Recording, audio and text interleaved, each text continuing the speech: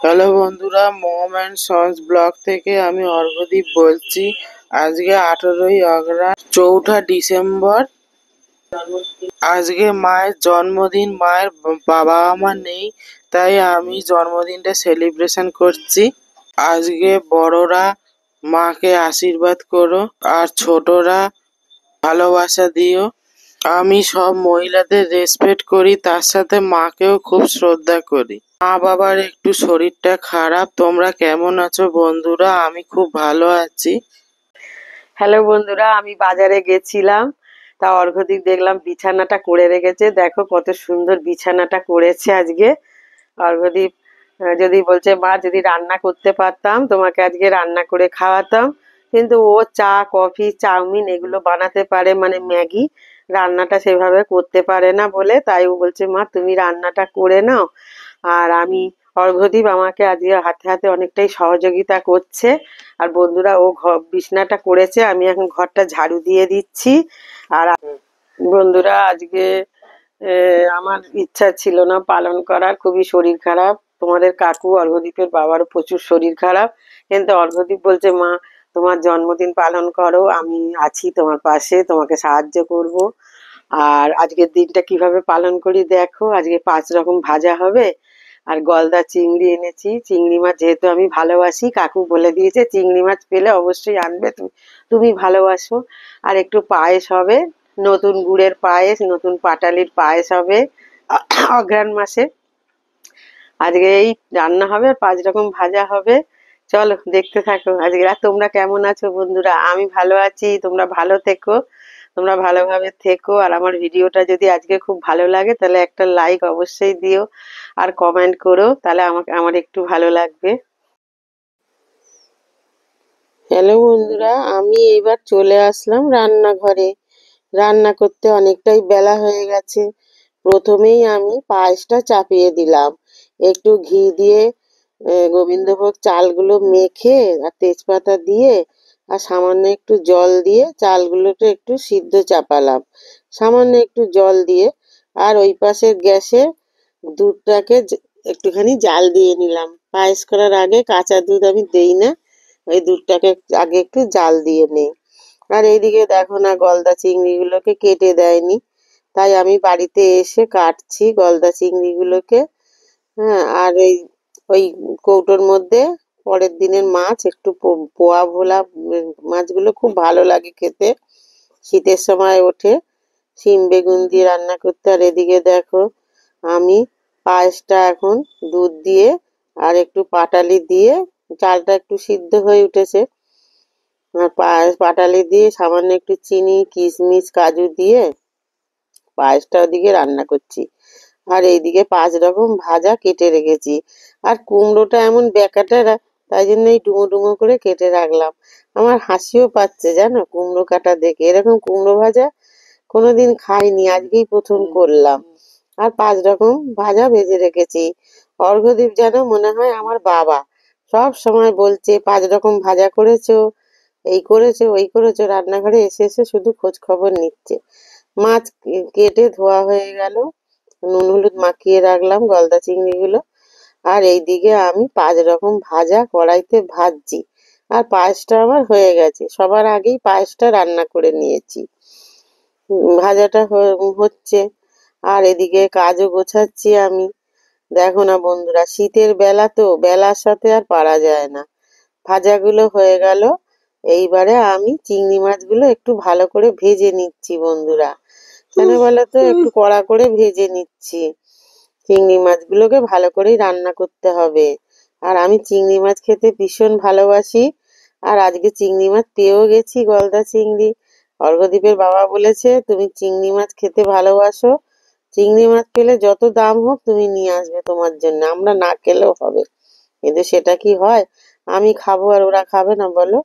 আমি এই ঝাল ঝাল করে করেছি চিংড়ি মাছটা রান্না। গরম ভাতে ঝাল ঝাল চিংড়ি মাছের কালিয়া খেতে খুব ভালো লাগে।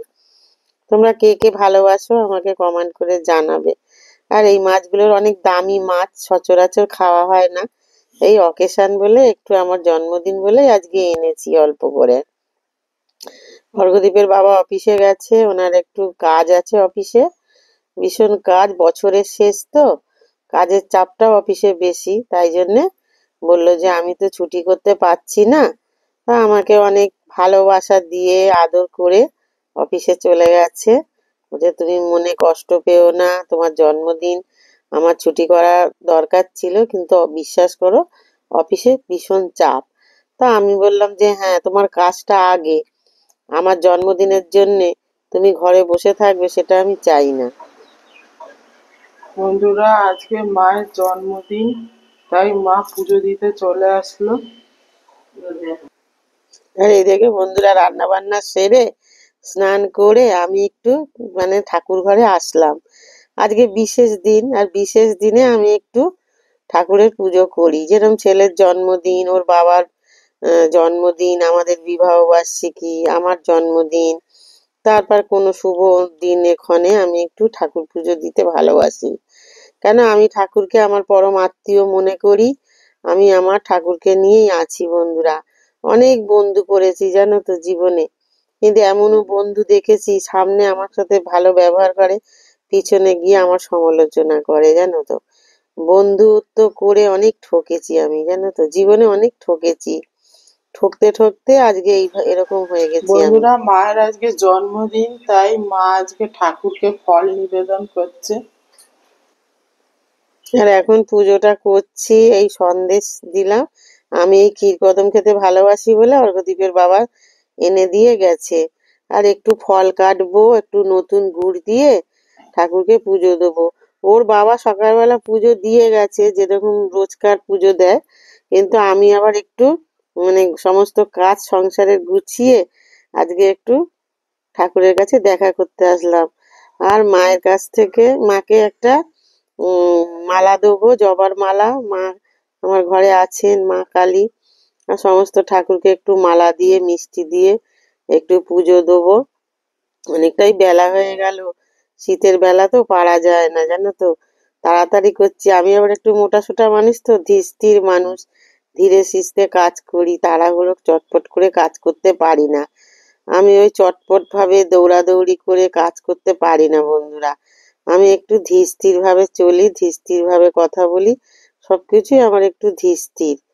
হুম, এই হচ্ছে ব্যাপার। এই একটু শাকালু কাটছি আর এই ফলগুলো কাটছি। দেখো না, আতাটা না এত শক্ত, কাটা যাচ্ছে না, সেই জন্য গোটাই দিয়ে দেবো আতাটা ঠাকুরকে।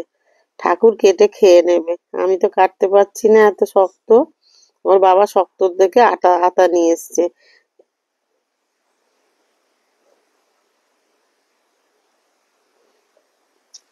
এই যে পুজোটা করছি, আর বিশ্বাস করো বন্ধুরা, মনে যে কি শান্তি পাচ্ছি, কি বলবো তোমাকে।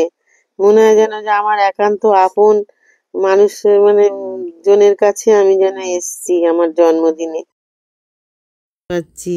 ওদিকে আমার কৃষ্ণ শাখাকে আমি একটুখানি ভোগ দেব, তাই জন্য আমি তাড়াহুড়ো করছি। দেখো না, সমস্ত ফল কাটা হয়ে গেছে, আর ঠাকুরের ওইখানে সব ছোট ছোট থালা আছে, ওতে কিছুটা ফল দিলাম।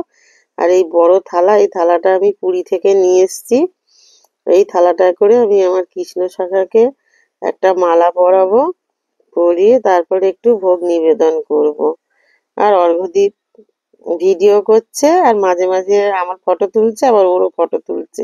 বলছে আমাকে মানুষ ভুলে যাচ্ছে, কেউ লাইক শেয়ার করছে না, একটু আমি একটু দেখা দেই। আমি হ্যাঁ, তোকে সবাই খুব ভালোবাসে, আমাকে তো অত কেউ ভালোবাসে না, তোকে দেখলে লাইকসটা বেশি দেবে মনে হচ্ছে। এইসব ইয়ার্কি মারছি। আর দেখো মাকে আমি এই যে এখন আমি পরাচ্ছি জবার মালা। মাকে একটু দিতে ইচ্ছা করলো যে মাকে একটু জবার মালা দেই, সেই জন্য অনেকদিন পর মাকে একটু জবার মালা দিলাম। মনটা খুব ভালো লাগছে। আর সমস্ত দুঃখে কষ্টের কথা আমি আমার এই ঠাকুরের কাছেই শেয়ার করি। জানো তো, মানুষ ভীষণ স্বার্থপর।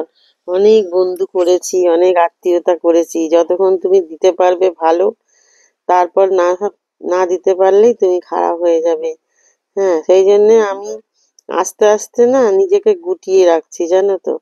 আমি আমার সংসার ধর্ম বড় ধর্ম, সংসার তো আর ভাসিয়ে দিতে পারবো না। সংসারটা করছি মন দিয়ে, আর এই আধ্যাত্মিক দিকে চলে গেছি। পুজোটা আমার হয়ে গেল বন্ধুরা। এইবারে দেখো তোমাদেরকে আমি একটু কি কি গিফট পেলাম জন্মদিনে দেখালাম। এই যে অর্ঘদীপ আমাকে একটা মেকআপ বক্স দিয়েছে। আমার মেকআপ বক্স ফুরিয়েও গেছে, পুজোতে কিনতে পারিনি, যেটুকু ছিল এই দিয়েই চালিয়েছি। আর অর্ঘদীপের বাবা আমাকে একটা শাড়ি দিয়েছে, আর ভারী শাড়ি দেয়নি, হালকার মধ্যে। এখন না ভারী শাড়ি আর পরতে পারি না জানো তো, সেই জন্যে একটা হালকার মধ্যে সুন্দর বেশ সিল্কের মতন শাড়িটা দিয়েছে। খুব সুন্দর শাড়িটা, আমার ভীষণ পছন্দ। ওর বাবা আমাকে দিয়েছে শাড়িটা। আর সব দেয়া দেখালাম তোমাদের। এখন পুজো হয়ে গেল, এখন নিচে যাব, একটু প্রসাদ খাবো, খেয়ে তারপর জন্মদিন পালন হবে আমার। ও তো ছেলে মানুষ, যেহেতু ওর জন্মদিন হয়, আমার জন্মদিন না হলে আমার যত না মন খারাপ হবে অর্ঘ্যদীপের বেশি হবে। দেখো কি কি রান্না করেছি আজকে। এই দেখো 5 রকম ভাজা করেছি, একটু ঘি নিয়েছি, একটা কাঁচা লঙ্কা নিয়েছি, আর দেখো এই যে মাছ করেছি, আর পায়েস করেছি নতুন গুড়ে, আর এই যে জলপাইয়ের চাটনি, আর গরম গরম ভাত। আর কি চাই, আমি আর অত বেশি খেতে পারবো না, ওই অল্পর মধ্যে